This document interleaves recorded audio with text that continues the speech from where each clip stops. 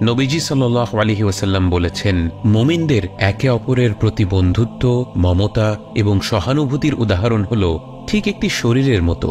শরীরের যে কোনো অঙ্গে যখন ব্যথা হয় তখন পুরো শরীর অনিদ্রা ও জ্বরে আক্রান্ত হয়। আজ প্রতিটি বাঙালি মুসলিম ব্যক্তি অনিদ্রায় আক্রান্ত, প্রতিটি হৃদয়ে যন্ত্রণায় কাতরাচ্ছে, প্রতিবাদের লোহিত রং ছড়িয়ে পড়েছে সর্বত্র। নিজের প্রাণ বাজি রেখে ন্যায় বিচারের দাবিতে আবারও রাস্তায় নেমে পড়েছে তরুণ সমাজ। কিন্তু যারা দেশের বাইরে রয়েছেন, পৃথিবীর বিভিন্ন প্রান্তে ছড়িয়ে ছিটিয়ে আছেন, তাদের করণীয় কি? তাদের হৃদয়েও তো রক্তক্ষরণ হচ্ছে। এই পরিস্থিতিতে একটি গুরুত্বপূর্ণ বিষয় তুমুলভাবে আলোচিত হচ্ছে এবং তা হল রেমিটেন্স। প্রবাসী ভাই বোনদের পাঠানো রেমিটেন্সের ওপর বিরাটভাবে নির্ভরশীল বাংলাদেশের অর্থনীতি।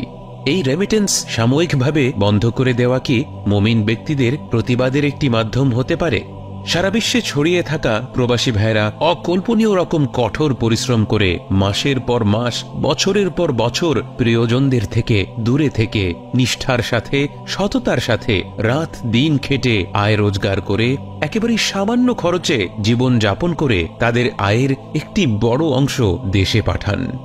প্রথমত প্রিয় ভাইরা, আলহামদুলিল্লাহ, আপনারা এক একজন হলেন এই উম্মতের অদম্য যোদ্ধা। দুর্নীতি, সুদ আর লালসায় জর্জরিত এই পৃথিবীতে আপনাদের মতো অক্লান্ত পরিশ্রম করে হালালভাবে উপার্জন করে পরিবার চালাতে পারে এমন কয়জন আছে? এই হালাল রিজিক আল্লাহর তরফ থেকে আপনাদের জন্য এক মহা সম্মানের বিষয়। এই সম্মানের কৃতজ্ঞতা জানানোর শ্রেষ্ঠ উপায় হল তা এমনভাবে ব্যয় করা যাতে আল্লাহ তাআলা সন্তুষ্ট হন, এবং নিঃসন্দেহে সাধারণ পরিস্থিতিতে নিজের পরিবারের পেছনে ব্যয় করা আল্লাহকে সন্তুষ্ট করে। কিন্তু এখন পরিস্থিতি স্বাভাবিক নয় এবং পরিস্থিতির উপর নির্ভর করে একজন মুমিন ব্যক্তির দায়িত্ব পরিবর্তন হতে পারে।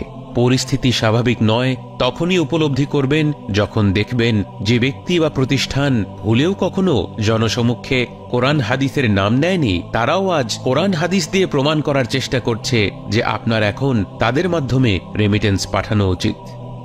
আপনার দিন রাত মাথার ঘাম পায়ে ফেলে অর্জন করা টাকা আপনি কোথায় কিভাবে ব্যয় করবেন এটা তারা নির্ধারণ করবে।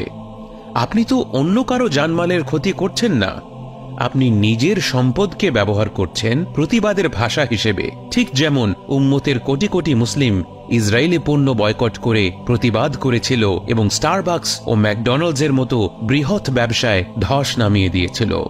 ভাইরা, একবার বোঝার চেষ্টা করুন, আপনার কষ্টার্জিত টাকার জন্য আজ এই মানুষগুলো এভাবে হাত জোড় করছে কেন? আপনি দেশে আসলে যে মানুষগুলো আপনার কোনো তোয়াক্কা করে না, আপনার দিকে অবহেলার দৃষ্টিতে তাকায়, রাস্তা দিয়ে চলাচল করার সময় অন্যায়ভাবে আপনার রাস্তা বন্ধ করে দিয়ে তারা চলাচল করে, আপনার টাকায় বেতন পেয়ে আপনাকেই প্রজা বানিয়ে নিজেদের রাজা মনে করা এই ব্যক্তিগুলো আজ এত কাকুতি মিনতি করে আপনার সামনে ভিক্ষুকের মতো বলছে রেমিটেন্স পাঠাতে। এর কারণটা আসলে কি? বাংলাদেশে সর্বোচ্চ বৈদেশিক মুদ্রা আয় হয় গার্মেন্টস থেকে, যার মাধ্যমে গত বছর প্রায় $47 বিলিয়ন সরকার আয় করেছিল। কিন্তু এই $47 বিলিয়ন আয় করতে গিয়ে ধরা হয় তাদের আনুমানিক $25 বিলিয়ন ব্যয় করতে হয়েছিল, অর্থাৎ অবশিষ্ট ছিল আনুমানিক $22 বিলিয়ন। অথচ সেই একই বছরে রেমিটেন্স থেকে, অর্থাৎ আপনার কষ্টার্জিত টাকা থেকে সরকার আয় করেছিল $24 বিলিয়ন ঊর্ধ্বে, এবং এই আয় করতে তাকে কোনো ব্যয় করতে হয়নি। এটা আপনার পরিশ্রমের টাকা যা সরকার দেশের কল্যাণের পেছনে ব্যয় করতে প্রতিজ্ঞাবদ্ধ। আজ শত শত শহীদের লাশ সাক্ষী আপনার কষ্টার্জিত টাকাগুলো দিয়ে কেমন কল্যাণ আদায় হয়েছে। 6 বছর বয়সের কোমলমতি শিশুর গুলিবিদ্ধ মরদেহ আজ সাক্ষী রেমিটেন্সের কোন মাধ্যম বৈধ আর কোনটা অবৈধ।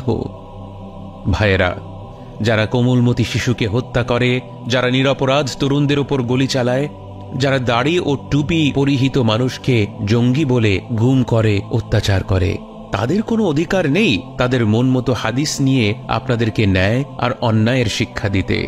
আমরা শিক্ষা গ্রহণ করব আমাদের শিক্ষকদের কাছ থেকে, আমাদের উলামাদের কাছ থেকে। আমাদের বহু প্রবাসী ভাইরা মুসলিম রাষ্ট্রগুলোতে বসবাস করেন।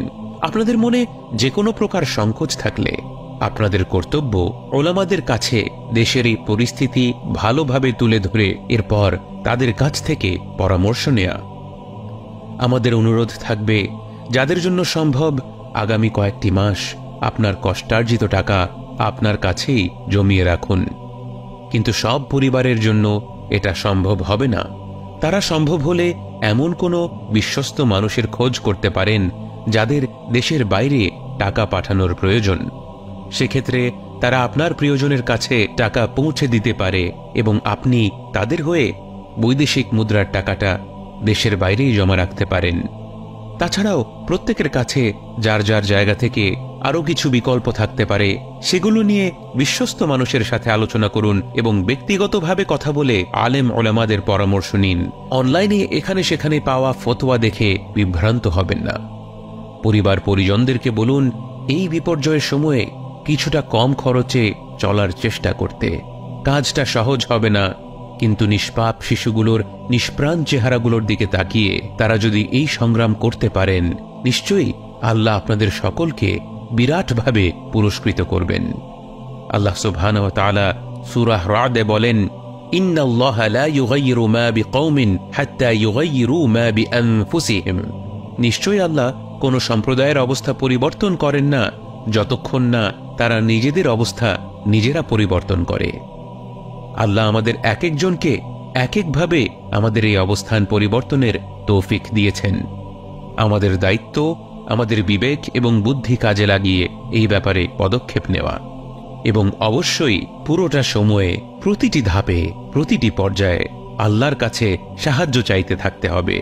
আল্লাহর সাহায্য ছাড়া আমরা নিঃস্ব, আমরা অসহায়। আল্লাহর সামনে আমাদের দাঁড়াতে হবে ফকির হয়ে, মিসকিন হয়ে, সর্বহারা হয়ে।